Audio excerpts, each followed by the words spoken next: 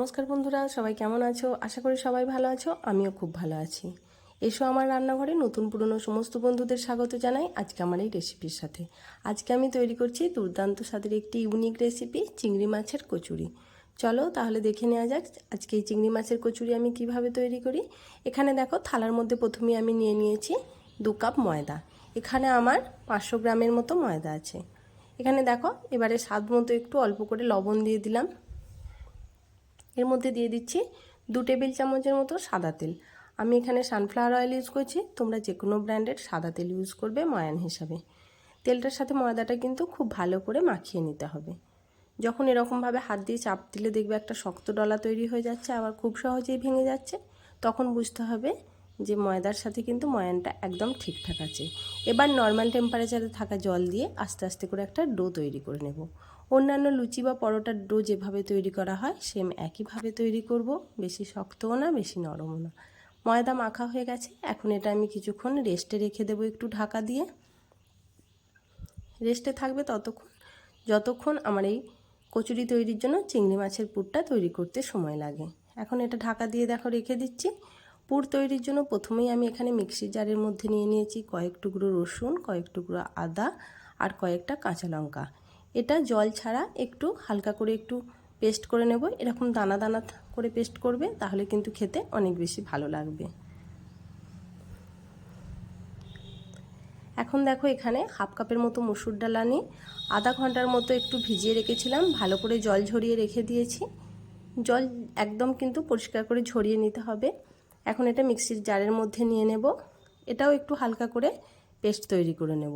খুব বেশি মিহি পেস্ট না, হালকা করে একটু পেস্ট করে নেব।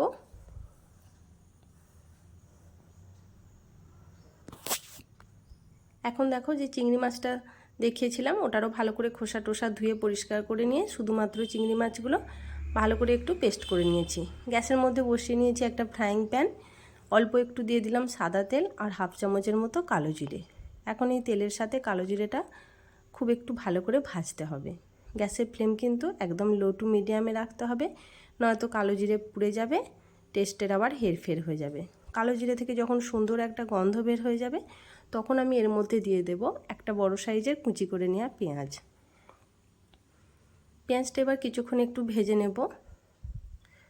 খুব বেশি লাল লাল করে পেঁয়াজটা ভাজার দরকার নেই, হালকা একটু ভাজতে হবে। যখন দেখবে পেঁয়াজ থেকে একটা কাঁচা গন্ধ চলে গেছে, পেঁয়াজ থেকে একটা সুন্দর গন্ধ বেরিয়েছে, তখন বুঝতে হবে যে পেঁয়াজটা ঠিকঠাক ভাজা হয়েছে। এখন পেঁয়াজটা নরম হয়ে যাওয়ার জন্য আমি এর মধ্যে দিয়ে দিলাম অল্প একটু লবণ। বন্ধুরা, যদি তোমাদের এই ভিডিওটা ভালো লাগে, অবশ্যই করে কিন্তু আমার চ্যানেলটা সাবস্ক্রাইব করে দিও। আমার পাশে থেকো please please please. Like comment share করো অনেক অনেক বন্ধুদের মাঝে। দেখো, এখন পেঁয়াজটা কিন্তু খুব ভালো করে ভাজা হয়ে গেছে। এখন আমি এর মধ্যে দিয়ে দেব আদা রসুনের যে পেস্ট তৈরি করে রেখেছিলাম সেটা। এখন পেঁয়াজের সাথে আদা রসুনের পেস্টটা কিন্তু খুব ভালো করে ভাজতে হবে। যতক্ষণ না এই রসুনের একটা গন্ধ থাকে, সেই গন্ধটা যতক্ষণ না কেটে যায় ততক্ষণ ভাজতে হবে। দেখবে যখন এই সমস্ত কিছু ভাজা হয়ে যাবে, রসুনের গন্ধটা কেটে যাবে, খুব সুন্দর একটা ফ্লেভার বের হবে, তখন আমি এর মধ্যে আস্তে আস্তে মিশিয়ে দেব যে চিংড়ির যে পেস্ট তৈরি করে রেখেছিলাম সেটা মিশিয়ে দিলাম। এখন কিন্তু খুব ভালো করে খুন্তি দিয়ে ভালো করে নেড়ে চেড়ে একটু সমস্ত মশলার সাথে মিশিয়ে দিতে হবে। কিছুক্ষণ চিংড়ি মাছ রান্না করার পর দেখবে এর কালারটা কিন্তু আস্তে আস্তে একটু চেঞ্জ হয়ে যাবে। চিংড়ি মাছটা দেখবে আস্তে আস্তে একটু সাদা টাইপের হয়ে যাবে, তখন বুঝতে হবে যে চিংড়ি মাছটা কিন্তু ঠিকঠাক ভাজা হয়ে গেছে। একটু খুন্তি দিয়ে নেড়ে চেড়ে ভাজতে হবে। আশা করি দেখে বুঝতে পারছো আমি কিভাবে তৈরি করছি। দেখছো চিংড়ি মাছ পুরো সাদা সাদা হয়ে গেছে, অনেকটা ডিমের ভুজিয়ার মতো দেখতে লাগছে না?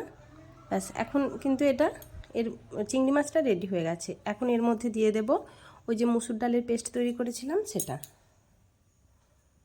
মসুর ডালটা দেওয়ার সাথে সাথে কিন্তু সমস্ত পুরটা দেখা যাবে অনেকটা জড়িয়ে জড়িয়ে লাগতে পারে। গ্যাসের ফ্লেম একদম লো থেকে মিডিয়ামে রেখে কিছুক্ষণ একটু নেড়েচেড়ে ভাজার পর দেখা যাবে এটা কিন্তু খুব সুন্দরভাবে তাওয়া থেকে খুব সুন্দরভাবে ছেড়ে যাবে আর খুব একটা ঝরঝরে হয়ে যাবে। তোমরা এই সময় চাইলে এর মধ্যে একটু হলুদ গুঁড়ো দিতে পারো, না চাইলে নাও দিতে পারো, কোনো অসুবিধা নাই। আমি এখানে দিয়ে দিলাম অল্প একটু হলুদ গুঁড়ো। দেখছো পুরটাও কিন্তু খুব সুন্দরভাবে ভাজা হয়ে গেছে, কতটা ঝরঝরে হয়ে গেছে। পুরটা কিন্তু ঠিক এরকমভাবেই ঝরঝরে করে তৈরি করতে হবে, এতে করে পুরটা কচুরির মধ্যে দেওয়াও যায় বেশি পরিমাণে, আর খেতেও খুব ভালো লাগে। পুরটা তৈরি হয়ে গেছে, এখন আমি এটা কিছুক্ষণ ঠান্ডা হওয়ার জন্য রেখে দেব। এদিকে আমি চলে এসেছি, দেখো যে ময়দাটা মেখে রেখেছিলাম, সেই ময়দা থেকে এখন সুন্দর করে লেচি তৈরি করে নেব। লুচির থেকে একটু বড় সাইজের লেচিগুলো তৈরি করব, যেহেতু কচুরি তাই একটু মোটা করে বেলতে হবে, তাই লুচির মতো পাতলা নয় যেহেতু, তাই একটু বড় সাইজের করে লেচিগুলো কাটতে হবে। এখানে দেখো সমস্ত লেচি তৈরি করা হয়ে গেছে, এখন হাত দিয়ে সুন্দর করে একটা শেপ দিয়ে নিচ্ছি। এখন আমি এর মধ্যে পুর ভরবো, দেখো কিভাবে পুরটা ভরি। এরকমভাবে একটা লেচি হাতে নিয়ে একটু বাটির মতো শেপ দিতে হবে, তারপর এর মধ্যে দিয়ে দেব যে চিংড়ির পুরটা তৈরি করে রেখেছিলাম সেটা, একটু বেশি পরিমাণে দিতে হবে, নাহলে কিন্তু খেতে বেশি ভালো লাগবে না। একটু বেশি পরিমাণে দেবে, খেতে অনেক বেশি টেস্টি লাগবে। এবার কিন্তু মুখটা খুব ভালো করে চেপে বন্ধ করে দিতে হবে। দেখছো কত সুন্দরভাবে তৈরি হয়ে গেছে। তোমাদের বোঝার সুবিধার জন্য দেখো আমি আরও একটা তৈরি করে দেখাচ্ছি। বাটিটা একটু এরকম গভীরভাবে তৈরি করতে হবে, তার মধ্যে মাঝখানে কিন্তু খুব ভালো করে অন্যান্য কচুরির যেরকমভাবে পুর ভরা হয় সেম একইভাবে, শুধুমাত্র খেয়াল রাখতে হবে মুখটা যেন খুব ভালো করে বন্ধ করা হয়। এখন সমস্তগুলোর মধ্যেই আমার কিন্তু পুর ভরার কাজ রেডি।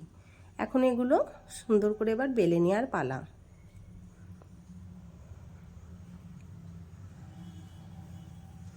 এখন দেখো এগুলো বেলে নিচ্ছি। প্রথমেই কিন্তু খুব বেশি চাপ দিয়ে বেলা চলবে না, হালকা হাতে একটু হালকা হালকা করে বেলতে হবে, নাহলে কিন্তু আবার পুরটা বেরিয়ে যাওয়ার ভয় থাকে।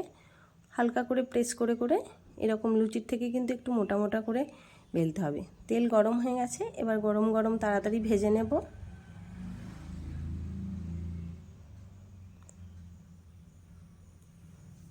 বন্ধুরা, যদি তোমাদের এই রেসিপিটা ভালো লাগে অবশ্যই করে কিন্তু আমার চ্যানেলটা সাবস্ক্রাইব করে দিও, লাইক কমেন্ট শেয়ার করো। বন্ধুদের মাঝে তোমরা অনেক অনেক এই রেসিপিটা শেয়ার করে দিও, যাতে তারাও সুন্দর সুন্দর রেসিপি পায়। অবশ্যই করে কিন্তু আমার চ্যানেলটা সাবস্ক্রাইব করে রেখো আরও নতুন নতুন রেসিপি পাওয়ার জন্য। আজকের মতো এখানেই আসছি, দেখা হচ্ছে পরের দিন আরও একটা নতুন কোনো রেসিপির সাথে। ততক্ষণ পর্যন্ত সবাই ভালো থাকবে, সুস্থ থাকবে, সুন্দর খাবে, সুন্দর থাকবে। আজকের মতো এখানেই আসছি, দেখা হচ্ছে পরের দিন আরও একটা নতুন কোনো রেসিপির সাথে।